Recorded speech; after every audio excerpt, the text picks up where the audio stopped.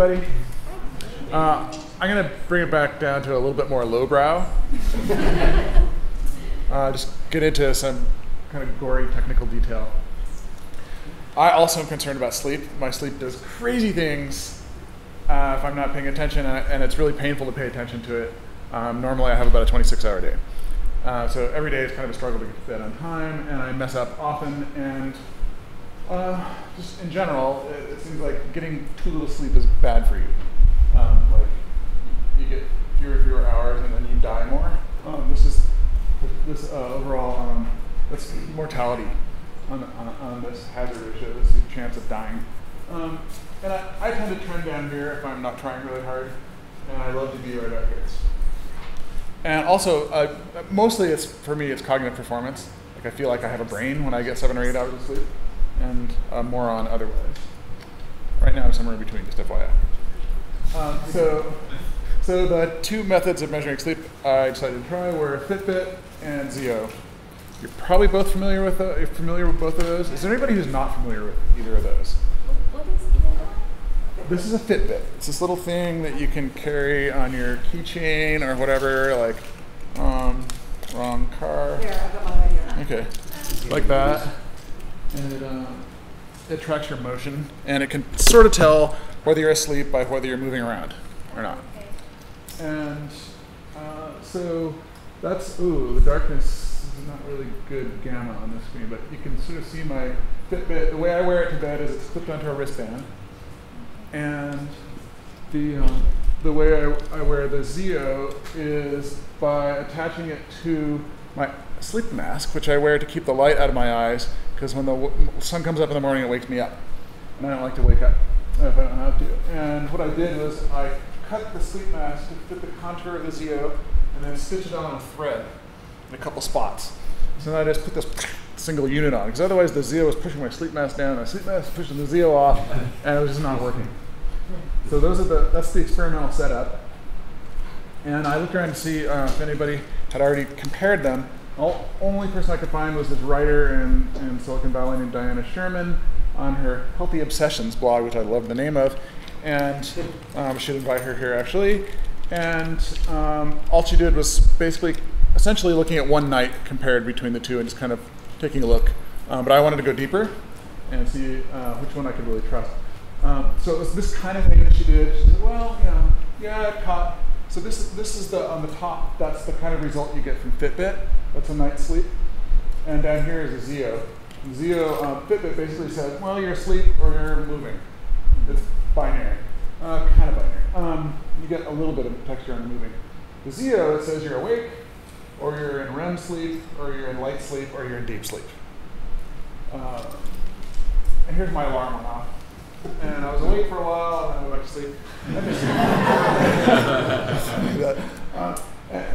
And you notice that while I was trying to get back to sleep, the Fitbit thought I was asleep. Because I was just lying there. Come on, fall asleep. And it can't tell the difference. And I thought, I really want to look at the difference because I don't necessarily trust the Fitbit to be keeping up with. So I wanted to do it in this deeply quantitative way. Pull all the data down from Fitbit, pull all the data down from Zio, and do some math, because math is fun and useful. And when I have enough sleep. And so I went through this laborious step-by-step, click-by-click process of getting all my data hooked up to the new API that was released for the Fitbit by doing all this JavaScript hacking and all the way through the whole thing, and ended up that all it would do is give me these summaries per day. I couldn't get any of that lovely texture that was in there. But so I went to Zio, and it just said, oh, you want to download your stuff? Click. And it was all there, like every 15 seconds.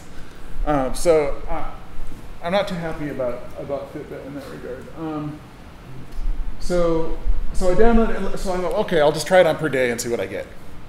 At least I can do that. And sometime later, when I convince them to give me all the data, I'll do a much more hardcore number crunching kind of geeky thing of the individual stuff. But so this is how much I've been asleep on 38 different days,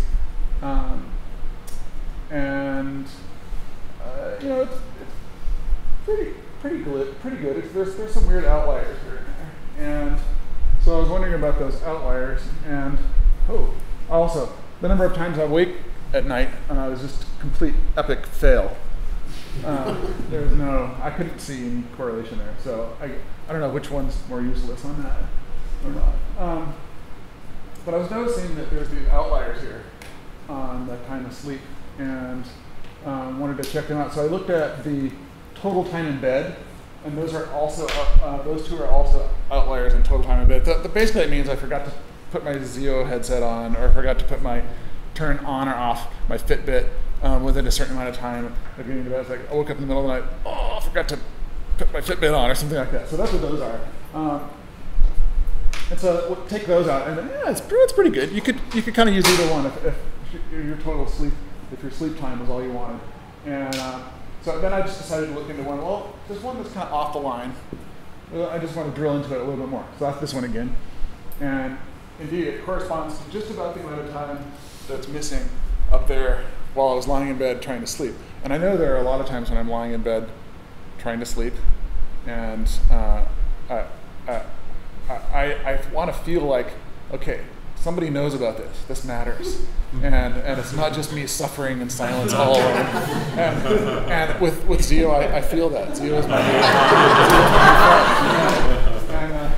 And so my overall observations are they're pretty close. Zio appears to be more accurate. Fitbit should really open up their darn API. I hope you're listening. Hello, you're listening? Is this going to go on the web? Okay. And I'm going to use the Zio because it's all integrated into one thing. So the Fitbit, I have to remember to put it on the little wrist thing, take it off my keychain, put it on my wrist, blah, blah, blah. And that I just put it on. It comes for free. So thank you very much.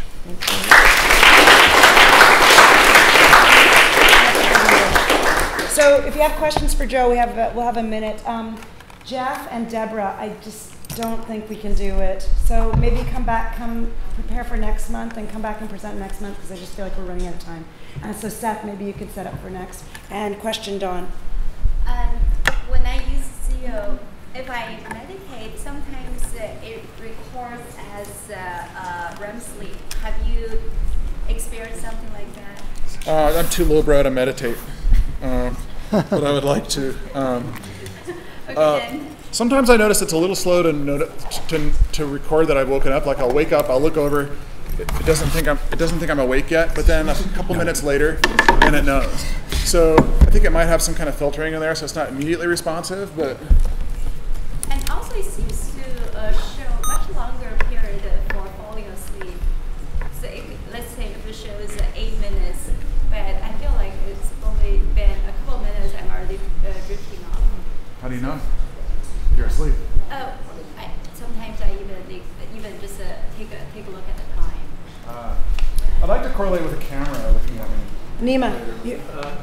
So I mean, like the gradations, the different sleep phases and levels. Like, was looking at that data versus just looking at the binary Fitbit data. I mean, did you feel like you got different information, or did it just become noise in the end? I mean, did it help you sleep differently or better? I don't know if that's actually helping me yet.